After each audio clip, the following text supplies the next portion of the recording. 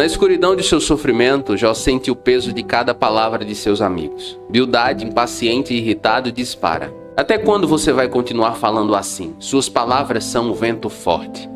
As palavras de Bildade não são de conforto, mas de críticas, tratando Jó como se suas angústias fossem apenas ruídos ao vento. Por que somos considerados como animais? Por que somos vistos como impuros aos seus olhos? Questiona Bildade, lançando um olhar acusador sobre Jó, como se ele fosse menos que humano, menos que um amigo. A indignação de Bildade cresce. Seu coração é endurecido pela incompreensão. E então, com uma frieza cortante, ele lança uma última pergunta. Você, que se irrita com Deus, espera que ele mude toda a terra por sua causa? Ou que as rochas sejam removidas de seu lugar? É a solidão de Jó amplificada, um eco de desespero que ressoa na imensidão de sua dor. Em meio ao turbilhão de palavras e ao silêncio das respostas não ditas, Jó permanece. Ele está cercado não pelo consolo de amigos, mas por um julgamento implacável. Aqui, nas profundezas de seu sofrimento, onde palavras ferem mais do que consolam, Jó enfrenta a maior de todas as batalhas: a luta para manter sua fé, mesmo quando o mundo parece desabar ao seu redor. Mas antes de continuar, não esqueça de deixar o like, se inscrever no canal e ativar todas as notificações para não perder nenhuma das nossas mensagens. E fique comigo até o final, porque há uma palavra de Deus para você. Então Bildade de Suar respondeu: quando você vai parar de falar? Proceda com sensatez e depois poderemos conversar. Os amigos de Jó queriam reprimir suas palavras. Eles não queriam que Jó falasse. Eles não queriam que Jó expressasse suas emoções, como estava se sentindo. Há pessoas que não querem nos deixar falar. Há pessoas em que a nossa amizade, o relacionamento com elas só existe se nós ficarmos calados, se nós não nos posicionarmos, se nós reprimirmos como nos sentimos ou pensamos. Elas querem estar no controle de tudo, inclusive das nossas vidas e emoções. E é muito importante dizer que isso não é saudável e que relacionamento com pessoas assim deve ser evitado, porque repressão emocional transforma dor em isolamento. Pessoas que agem dessa forma querem fazer de nós seus escravos, suas escravas. Mas isso está contrário ao que está escrito, porque foi para a liberdade que Cristo nos libertou. Nós não devemos permitir que ninguém mais nos aprisione. Nós somos livres em Cristo. Nesse sentido, no Salmos 32, versículo 3, o salmista diz o seguinte: quando guardei o silêncio, meus ossos se consumiram pelos meus gemidos o dia todo. Perceba, enquanto o salmista não pôde falar sobre como estava sentindo-se, enquanto o salmista não pôde falar sobre o seu pecado, verbalizar sobre como estava sentindo, sobre como estava se sentindo, ele apodrecia por dentro. Falar sobre como estamos nos sentindo é fundamental para o processo de cura. E mais importante ainda é que as pessoas que vão nos ouvir saibam nos ouvir sem nos julgar de certa forma. Não submeta sua vida a relacionamentos em que você não pode expressar sua opinião ou falar como se sente. Não submeta sua vida a esse tipo de relacionamento. Especialmente no meio cristão, há pessoas que não querem que nós falemos sobre nossos erros ou sobre nossos sentimentos ruins, digamos assim, sobre nossas tentações. E tornou quase pecado falar sobre tentações que cercam nossa alma. E ser tentado não é pecado. Pecado é consumar o fato, a tentação. Falar sobre como estamos nos sentindo ou sobre aquilo que nos tenta na igreja deve ser natural, o ambiente propício para isso. Porque quando reprimimos tanto a maneira como estamos nos sentindo ou aquilo que nos tenta, como o salmista, nós vamos apodrecendo por dentro. E na minha opinião, a pessoa que mais nos ensina nesse sentido é o Senhor Jesus. Observe Jesus. Ele ouve pecadores, ele conversa com pecadores, ele come com pecadores, com publicanos. Ele está entre as pessoas que cometem erros e ele para ouvi-las com interesse genuíno. Jesus ouve a mulher samaritana, Jesus ouve a mulher adúltera, que sim merecia a morte. Mas o Senhor Jesus poupa a vida dela, dando-lhe ouvidos. Jesus para ouvir a mulher do fluxo de sangue. Nós precisamos ter um coração sensível e habilitado, ouvidos prontos para ouvir sobre como as pessoas estão se sentindo, sobre suas lutas, suas tentações, e ser resposta de oração a elas. Porque somos considerados como animais e somos ignorantes aos seus olhos. Na cabeça de Bildade, Jó não fazia sentido. O que Jó falava, para ele, não fazia sentido. E por quê? Porque na cabeça de Bildade, era óbvio que ele e os outros amigos estavam com a razão. E Jó completamente errado. Há pessoas que só se importam com a sua perspectiva e visão de mundo. Há pessoas que o mundo gira em torno daquilo que elas acreditam. Elas não procuram entender como as outras pessoas se sentem ou como elas pensam. Meu pai era assim. Na cabeça dele, o mundo funcionava exatamente como ele imaginava.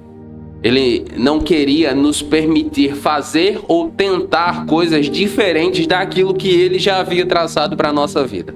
Só para lhe dar um exemplo, um dos meus irmãos foi comprar uma moto, certa vez uma moto 0 km. Ele, a primeira pessoa na família a fazer isso. Na hora de escolher a cor, ele não queria que o meu irmão comprasse. Meu irmão ia pagar com o dinheiro dele, tá? Não era o dinheiro do meu pai, não. Era o dinheiro dele.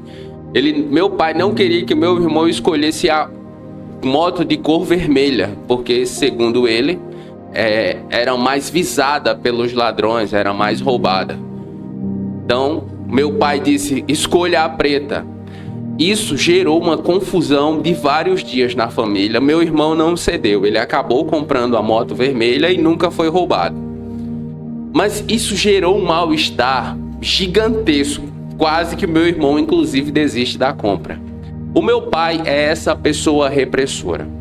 Hoje ele, mais de idade, e nós já não moramos mais com ele, então ele já deu uma diminuída, mas continua do mesmo jeito.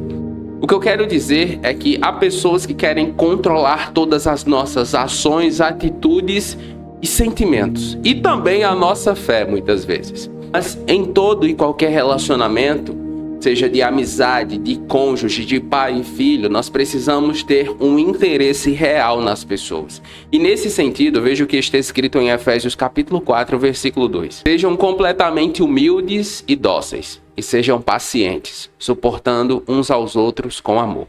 O diálogo, a conversa é fundamental para a construção de um relacionamento saudável. Eu e Carol, por exemplo, nós conversamos muito. Desde antes de namorar, que eu e Carol conversamos muito, eu sempre fui muito franco com ela. Só para você entender o contexto. A família de Carol não é que eles fossem ricos, mas comparado a mim, que era bem pobre, eles tinham bem mais condições financeiras. O avô de Carol, que era comerciante, ele dava um certo suporte à família, inclusive a Carol. Quando nós estávamos conversando sobre o namoro, eu disse a Carol, o Senhor me chamou para pregar o Evangelho. E é isso que eu vou fazer na minha vida. Quer seja para ser rico ou para ser pobre, é isso que eu vou fazer a minha vida.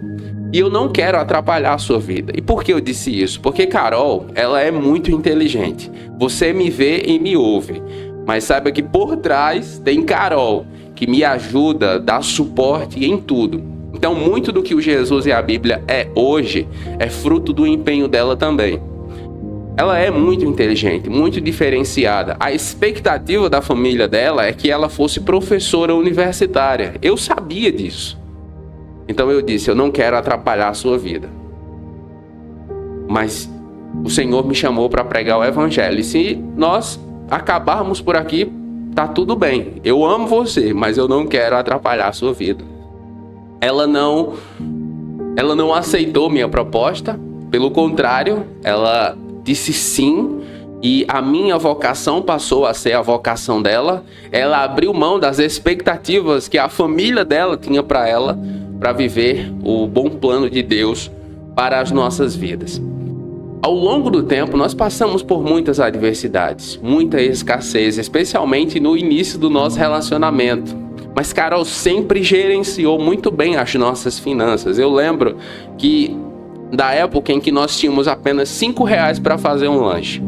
E aí ela fazia o gerenciamento de forma que eu comesse e ela também ainda sobrasse um pouco para a sobremesa. Sempre foi assim. Sempre com muito diálogo. Por que é que eu estou falando isso? Porque a construção de um relacionamento saudável passa, e muito, pelo diálogo, por conversar, por abrir seu coração. Seja sincero, meu irmão, minha irmã, com quem quer que seja. E se alguém não permite que você seja quem você é importante que você repense esse relacionamento. Ah, você que se dilacera de ira, deve-se abandonar a terra por sua causa? Ou devem as rochas mudar de lugar? Em outras palavras, Bildade continua dizendo a Jó: você não é tão importante quanto você acha que é. Você não merece tanta atenção assim. Bildade, ele continua querendo rebaixar, diminuir Jó. A atitude de Bildade não representa a vontade de Deus em nossos relacionamentos, porque ouvir o outro, importar-se com eles de forma genuína, também é amar ao próximo. E em Tiago capítulo 1, versículo 19, está escrito o seguinte sobre isso: meus amados irmãos, tenham isso em mente. Sejam todos prontos para ouvir, tardios para falar e tardios para irar-se. A palavra usada por Tiago aqui para ouvir é akousati, que vem do verbo akou. Esse verbo pode ser traduzido como ouvir, escutar ou prestar atenção. Ele implica não apenas o ato de ouvir fisicamente, mas também a compreensão e consideração do que está sendo dito, deixando claro que nós devemos ter uma escuta ativa e atenta. Não é só estar fisicamente presente, é ouvir ativamente, interessar-se pelo que o outro está dizendo. Os amigos de Jó não demonstravam esse amor a ele, essa empatia. O que eles queriam era impor o seu pensamento goela abaixo na cabeça de Jó, que também não se rende. Jó nos ensina muito, meu irmão, minha irmã, ele nos ensina muito.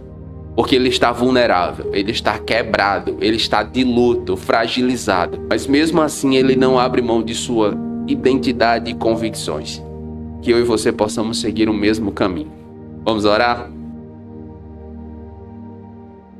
Pai Santo, diante do Senhor nos achegamos com corações humildes, conhecendo que muitas vezes falhamos em compreender a dor alheia e em oferecer palavras que curam em vez de ferir. Pedimos perdão quando, como Bildade, falamos sem ouvir verdadeiramente, quando nossas palavras são ventos fortes que derrubam em vez de erguer. Senhor, ensina-nos a sermos amigos que ouvem com empatia, que oferecem consolo e que lembram que cada dor vivida por nossos irmãos é importante aos teus olhos. Que possamos abrir mão de julgamentos precipitados e aprender a esperar, a refletir e a responder com sabedoria e paciência que vem do Senhor. Dê a nós corações sensíveis e espíritos guiados por tua palavra e compaixão, para que possamos ser verdadeiros instrumentos de tua paz e amor. Que em meio ao sofrimento sejamos portadores de esperança e alívio, refletindo sempre a tua luz em um mundo de sombras. Nós oramos ao Senhor dessa forma, crendo em nome de Jesus. Amém. Jesus e a Bíblia é mantido também com a sua ajuda. Considere ser um membro do canal ou enviar sua oferta usando o Pix que aparece na tela. Deus abençoe. Qual foi a parte dessa mensagem que mais falou com você? Me diga nos comentários. E se você quer saber como a sua maior dor pode ser seu maior crescimento, assista ao vídeo que vai aparecer na tela. Nos comentários, faça seu pedido de oração e nós estaremos orando com você. E se você ficou comigo até aqui, escreva aí nos comentários: eu quero amar como Jesus. E eu vou saber que você ficou comigo até o final. Eu oro para que Deus abençoe a sua vida e até a próxima.